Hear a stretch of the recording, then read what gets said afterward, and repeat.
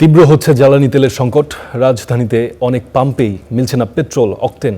দীর্ঘ হচ্ছে গ্রাহকদের লাইন, বাড়ছে ভোগান্তি। পাম্প মালিকরা জানাচ্ছেন, ডিপো থেকে চাহিদা অনুযায়ী মিলছে না জ্বালানি তেল। অপ্রীতিকর পরিস্থিতি এড়াতে অনেক পাম্পে মোতায়েন করা হয়েছে পুলিশ। ফুরিয়ে গেছে জ্বালানি, তাই ট্যাঙ্কি খুলে ফিলিং স্টেশনে হাজির বাগেরহাটের মোটরসাইকেল চালক শেখ সোহাগ। মেলা কষ্ট হয়েছে কালকে রাত্রে, গাড়ি ঠেলে নিয়ে গেছে বাসায়, ঠেলে নিয়ে যাইয়ে বাসায় গাড়ি রাখে সাইকেল নিয়ে এই ট্যাঙ্কি খুলে নিয়ে আসি।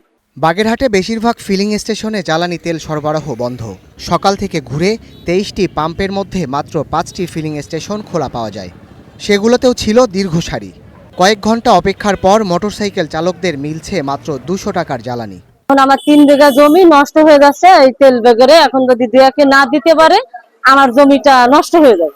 অপেক্ষা করার পর সিরিয়াল মেইনটেইন করে শেষ পর্যন্ত 200 টাকা তেল পেয়েছি। পটে নিয়ে আসছে, তাদেরকে দিচ্ছে। যারা একটু পুলিশের লোক বা অন্যান্য প্রভাবশালী লোক তাদেরকে বেশি বেশি করে তেল দিচ্ছে। আর আমরা যারা আছি নিরীহ মানুষ, আমাদের 2 লিটার 200 টাকা করে তেল দিয়ে ছেড়ে দিচ্ছে।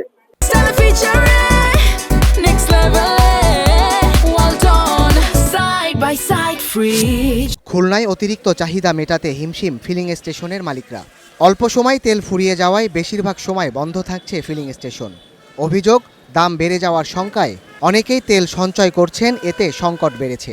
তেল লাগবে আমার, এই কারণে আমি সিরিয়াল দিছি। সিরিয়াল দিয়ে পর্যাপ্ত তেল পাইতেছি। আমার লাগতো 3000 টাকা তেল নিতাম, তা 10 লিটার দিছে। আমার বিক্রি ছিল আগে মনে করেন 2000, এখন তো 8000ও কুলোচ্ছে না। এত পরিমাণ ভিড়, এত পরিমাণ মানে পাবলিক তেল আছে, এই তেল আমরা কোথা থেকে পাবো? 3000 করে তেল পাচ্ছি আমরা। এ চিত্র জয়পুরহাটের। রশি টেনে আটকানো ফিলিং স্টেশনের প্রবেশ মুখ, তারপরও জ্বালানির জন্য অপেক্ষা। ঘন্টার পর ঘন্টা অপেক্ষা করেও অনেককেই ফিরে যেতে হচ্ছে। আমাদের বর্তমানে তেল নেই, ঠিক আছে, যেটা আসছিল আমি সব দেশে শুয়ে দিলাম। তেল যদি আমরা না পাই তাহলে আমাকে গাড়ি রেখে যেতে হবে অথবা ঠেলে যেতে হবে। গোবিন্দগঞ্জ 4টা পাম্পে ঘুরে আসলাম, কোথায় তেল নাই। আসলাম জেলা শহরে একই অবস্থা। এদিকে ঠাকুরগাঁওয়ে জ্বালানি তেলের আশায় এক ফিলিং স্টেশন থেকে আরেক ফিলিং স্টেশনে ঘুরছেন গ্রাহকরা।